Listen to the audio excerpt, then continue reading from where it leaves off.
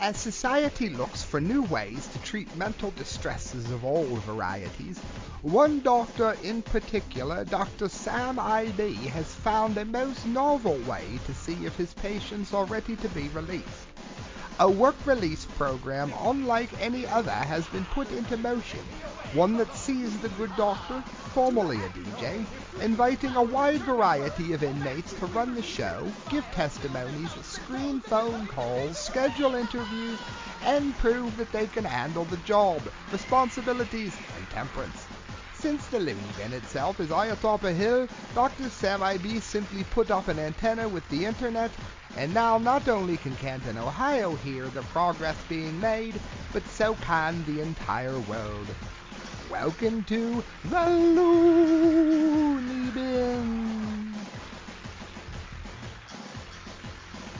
You know, that's not a bad intro. Thanks. You do understand, though, you're not really English, right? You don't know that. You think that you're the Invisible Man. I am the Invisible Man. You can't see me, can you? That's because you closed the curtain to the production booth. Therefore, you can't see me.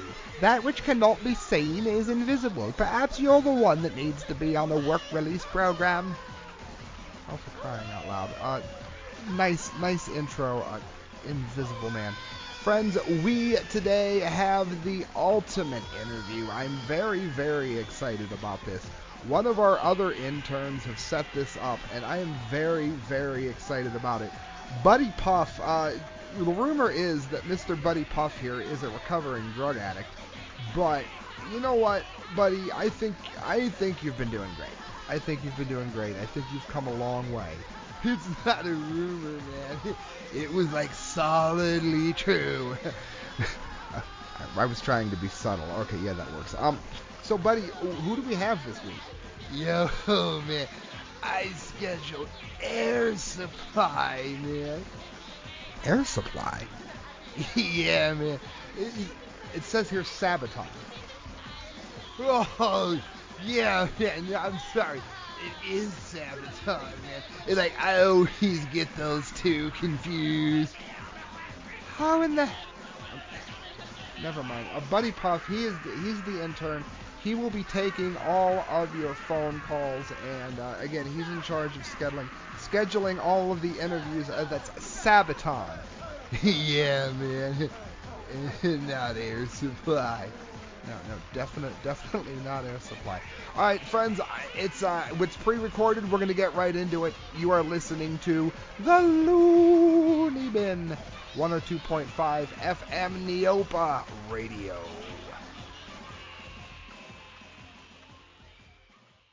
All right, friends, welcome to the Looneybin. We are interviewing Hans Vandal, Swedish drummer for Sabaton, which is interesting because the last time I had the pleasure of interviewing a member of Sabaton, some of the questions that I had actually pertained to the way you guys use various sequencers and things. So welcome to the Looneybin.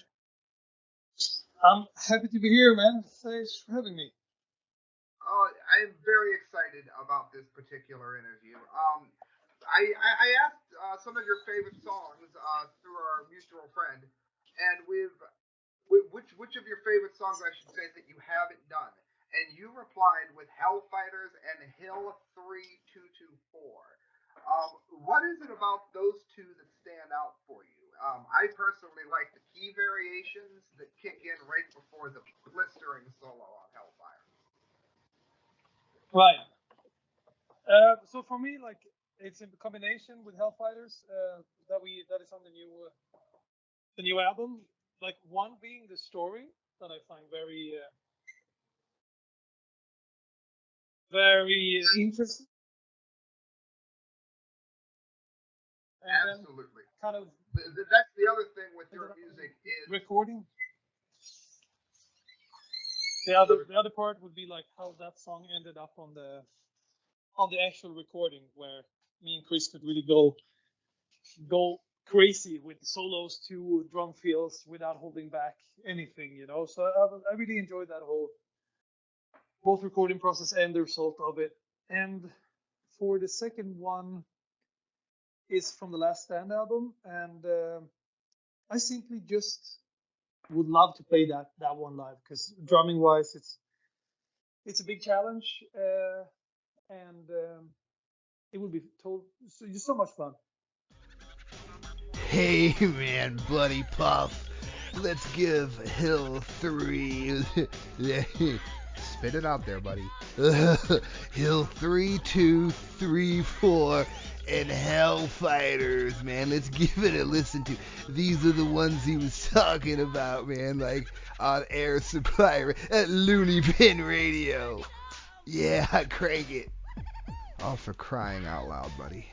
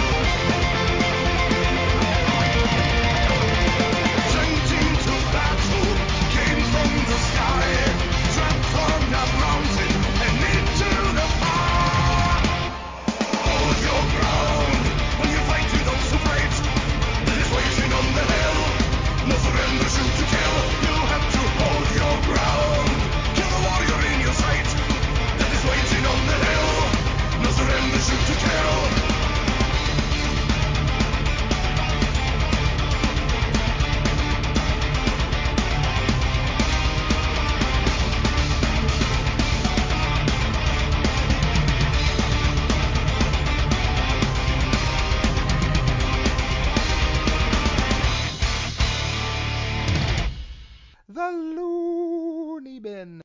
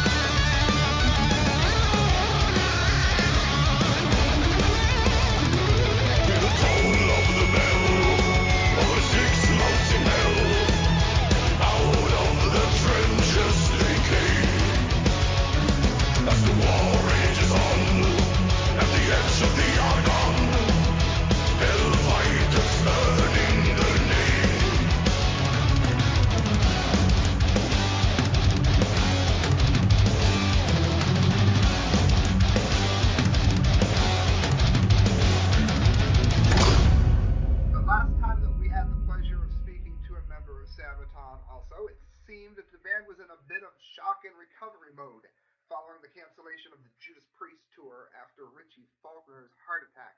What did the band do to recover from that grim surprise? Because I was at that tour and you guys were on a roll. Yeah, yeah, that was a huge bummer, and the biggest bummer, obviously, for Richie, who got ill, and thankfully he recovered, and he survived, basically, and that's in the end the most important thing. And it was an abrupt ending to such a great great tour, and we decided to end the world tour of the great War album in Denver, where we played 2 hours 45 minutes something set, where everything we got, basically, so we wanted to end it on a positive note for ourselves, and go home and lick our wounds, and then get back to it. So see, that's just your luck. You even did like, or what would you say? How long did you say that show was? 2 hours 45, something like that. See, listeners, he's got the kind of luck that I have. In 2 hours and 45 minutes, they still didn't work in his two favorite songs. Think about that. Yeah, exactly. When I covered when I did the article for Sabaton, for Blasting News, I should say, um, I mentioned how Hellfire was the one that caught me in terms of the solos keep going, which sometimes they feel like you're waiting for another couple measures and they don't do it.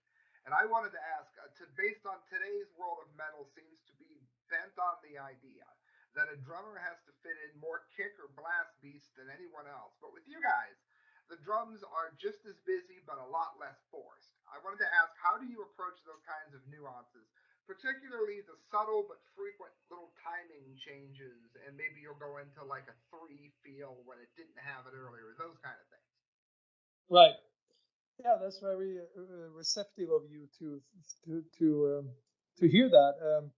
Well, first off, I think Sabaton is a band that is, if you think about it, for being a metal band, it is not the typical metal band, because it's very dynamic in terms of different types of songs. I mean, we could have a song called your song like yeah, Hill 3234, and the next one could be Red Baron, which is in major key. I don't know how many metal bands records in major key these days. So for me as a drummer, it always keeps it fresh. You know, and I can really enjoy that. One song we play is Lion from the North, where it's double kick drums for 5.5 minutes, and the next one is Soldier of Heaven, where it's more 80s type of keeping it in the pocket and really focusing on the groove more than anything else. So I'm lucky to be in this band in that sense. And quite frankly, if I would play in a band that would play if I would play in a band that would play blast beats for 90 minutes per show, I think frankly I would get bored.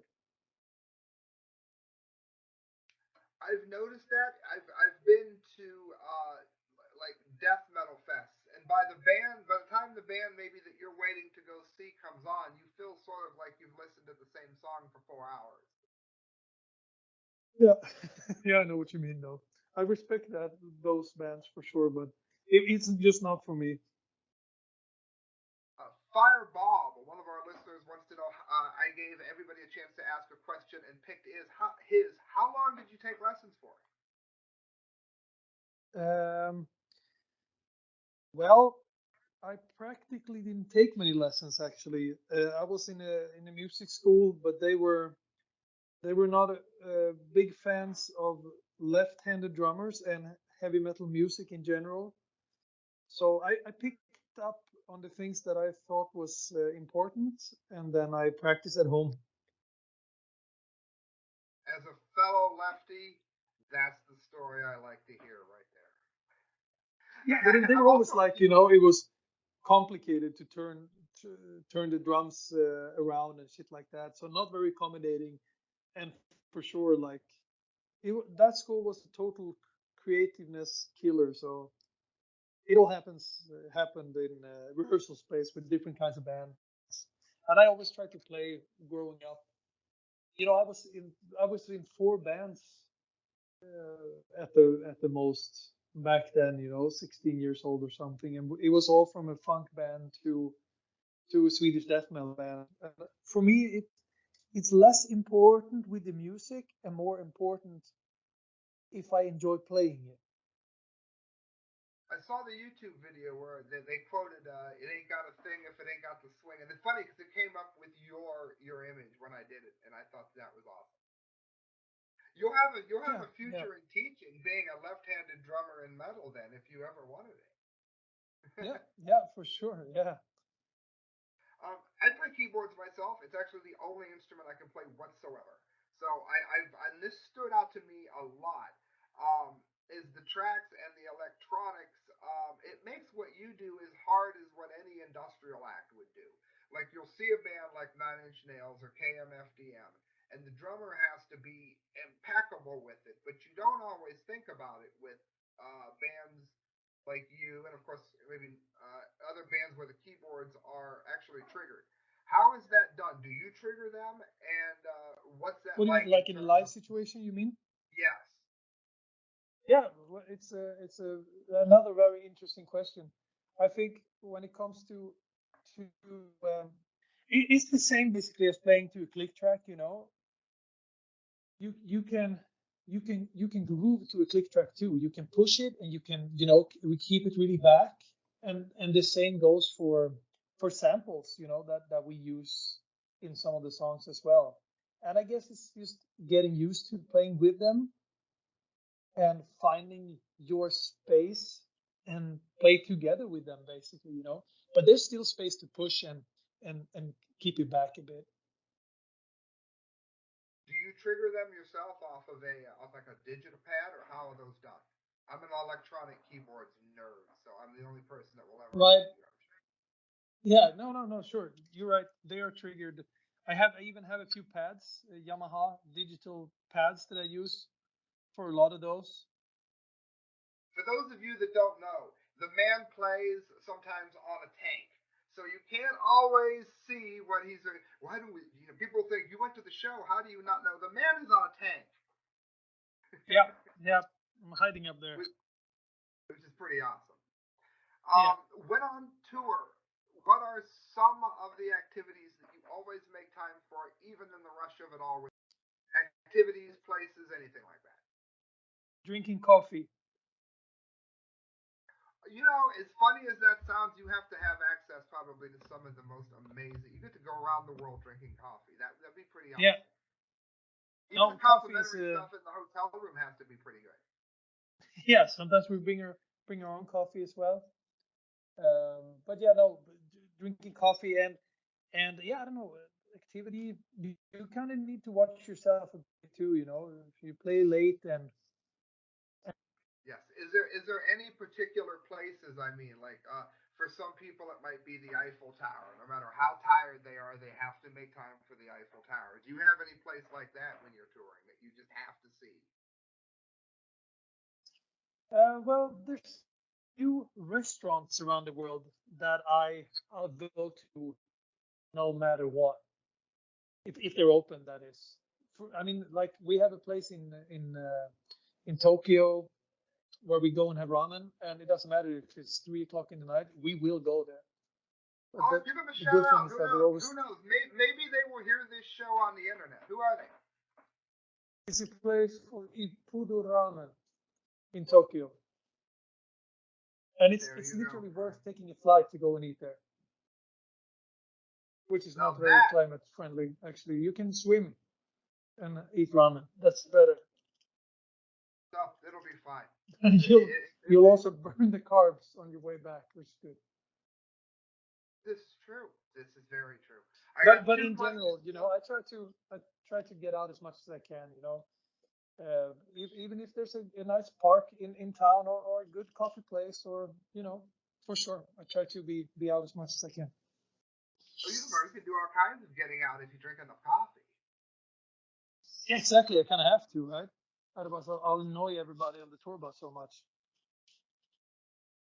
Two questions left, and we're going to get on to the absolute important stuff here. just mind-blowingly important. Christian Hosoi was my personal Michael Jordan, and my close second is Richie Jackson. I think Christian Hosoi got cheated out of his destiny by an overbearing legal system. Who are some of your favorite thrashers? And by thrashers, you mean skateboarders or musicians? Yes, I'm sorry. It's Yes, really yes, hard yes. to hear you. I know I've read a little bit about you, and it comes up repeatedly, so I had to ask. So, yeah, I mean, growing up, my two favorite ones was Corey Duffel, and he was skating with a team called Foundation, and then a Swedish skateboarder called Ali Bulala, which was in a terrible accident a few years ago, so he's not skating anymore. All right, last question. What is something that you have never been asked before, but you're surprised that you haven't been, or something that you would just like to say to the world as we close out here on the Looneybin?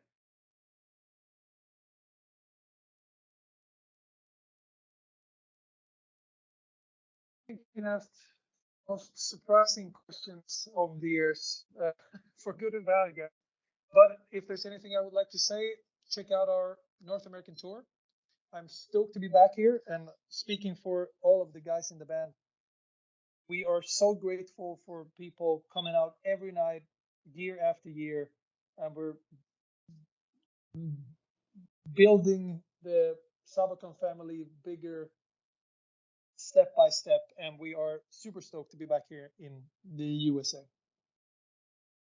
Where this might air in a week or so. So I'm going to put it on my page immediately, and then the Looneybin is going to have it probably within about a week.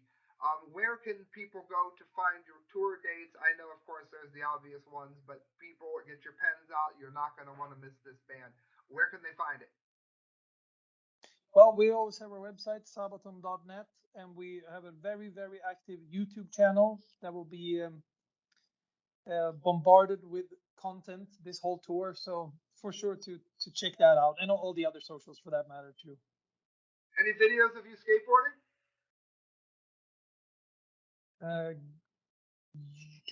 Yeah, I guess there is a bunch of old stuff. There we go. All right, friends. Thank you for listening. Again, it's Sabaton. Whatever you do, I had the pleasure of seeing them with Judas Priest. Whatever you do, make sure you don't. Guys, we're going to close this out with music. We're going to round out the hour with the music. I'm going to pick some that were singles, some that you don't know. And I have to end this interview because I still have a man in the hallway. I told you to adjust his meds. Adjust doesn't mean give more. All right, we're leaving. I'll be back shortly, friends. It is the Looneybin 1025 FM Neo. The War to End All Wars, man, by Neo Parady. Nah, The War to End All Wars, man, by Sabaton. Yeah, Neo Parady. 102.5 FM. I got it right that time.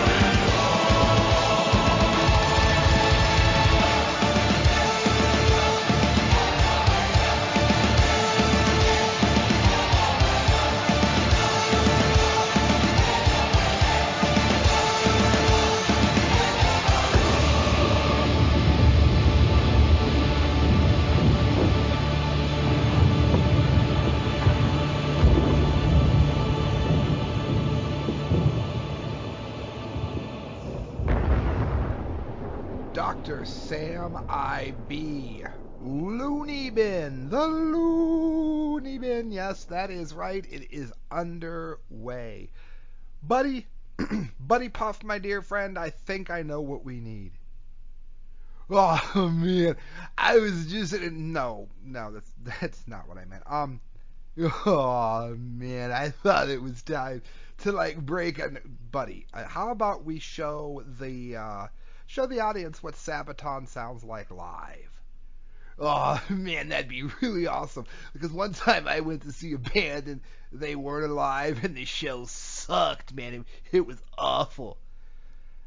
Thanks for that insight, buddy. Here is Sabaton with Uprising live. I don't even want to know, buddy. I really don't even want to know.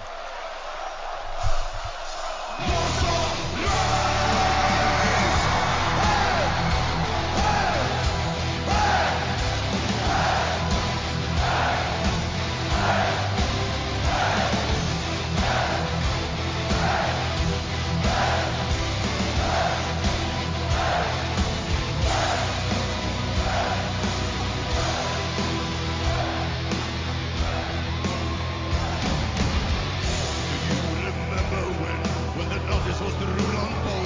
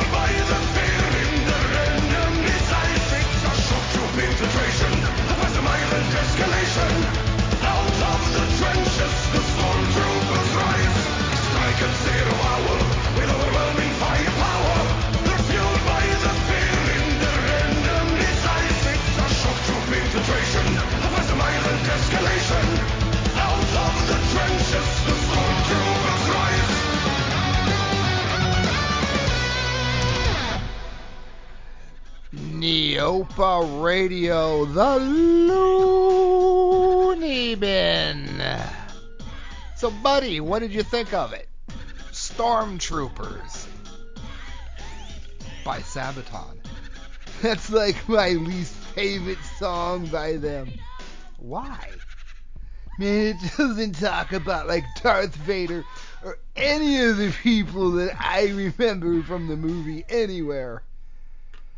You're beyond hope, buddy. You're beyond hope. You're going to be here forever.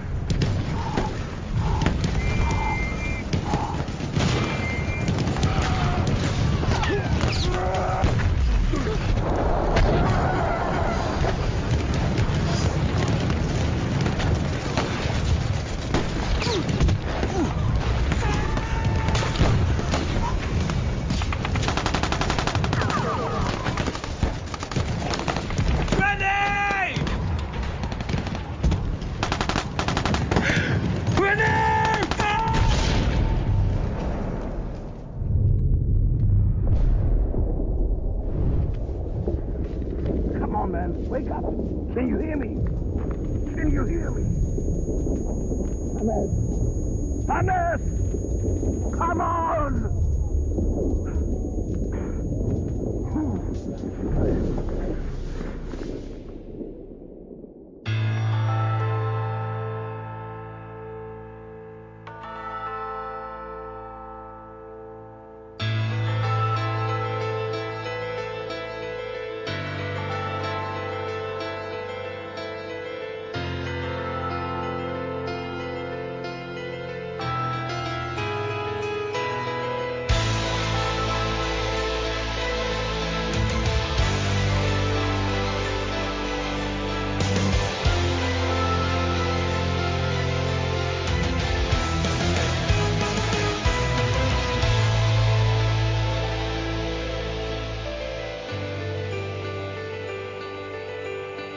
Silence.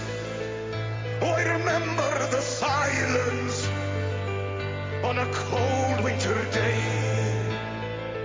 After many months on the battlefield, and we were used to the violence. Then all the cannons went silent, and the snow fell. Voices sang to me from no man's land. We are all friends. And today we're all brothers, tonight we're all friends. A moment of peace in a war that never ends. Today we're all brothers, we drink and unite. Now Christmas has arrived and the snow turns the ground white.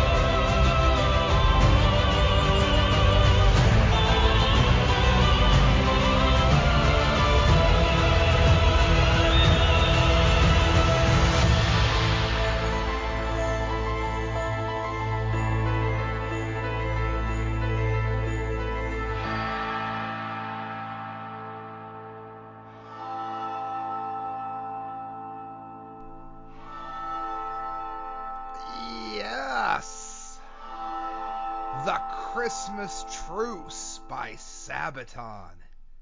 You know, I know a little bit of history about that song, man.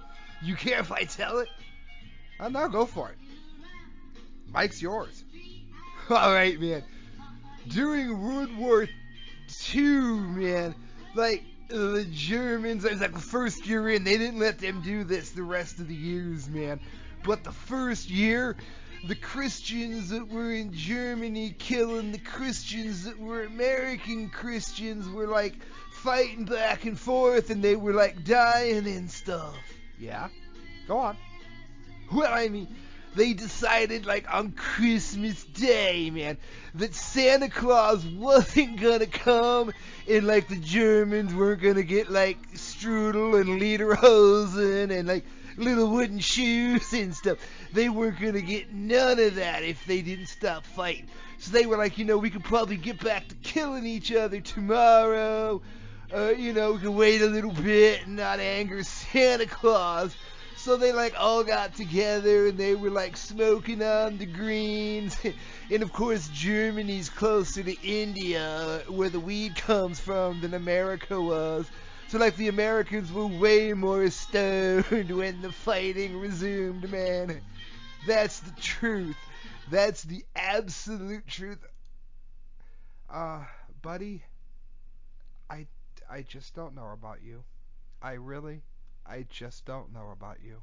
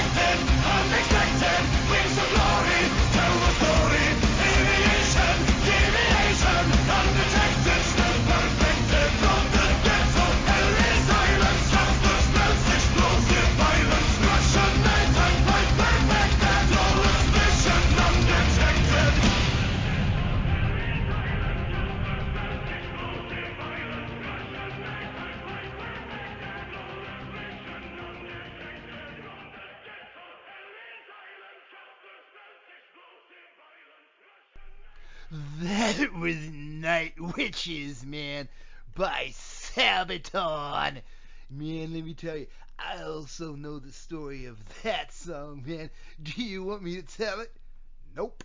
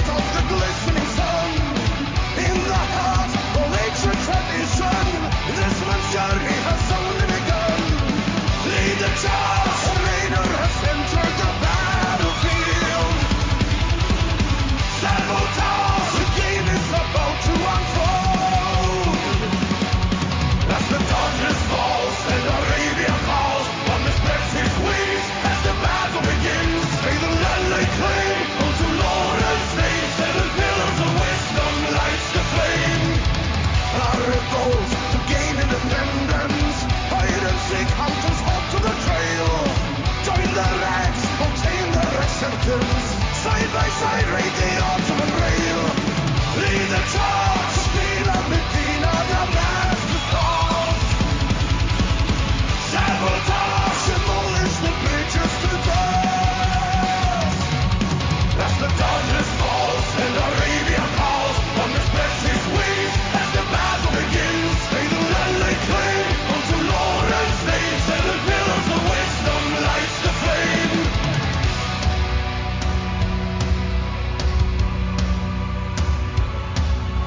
After the war has been won, deception or treason, who can tell? Who stood to gain? Who stood to lose? Who did the dying? Betrayal and trust from within, or compel? The pillars of wisdom can tell. Back home where a new life awaits, whispers are past, the sands of Arabia calling.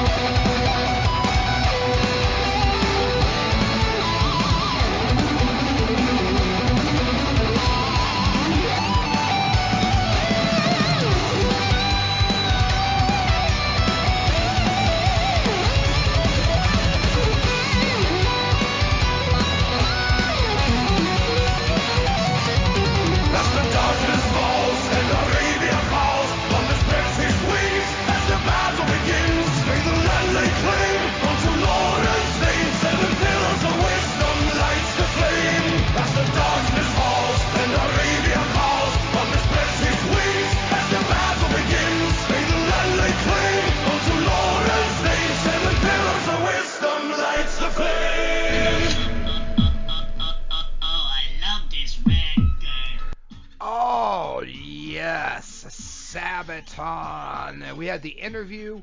Guys, you've had almost an hour of Sabaton music. You are so lucky. Hey, do me a favor. Remember where you heard it at. This is Dr. Sam I.B., the Looneybin.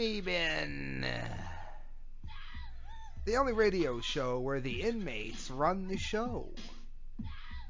102.5 FM. Looneybin Radio. I'll get back to more of the mixing and layering and live sample manipulations, all of that wizardry very, very soon.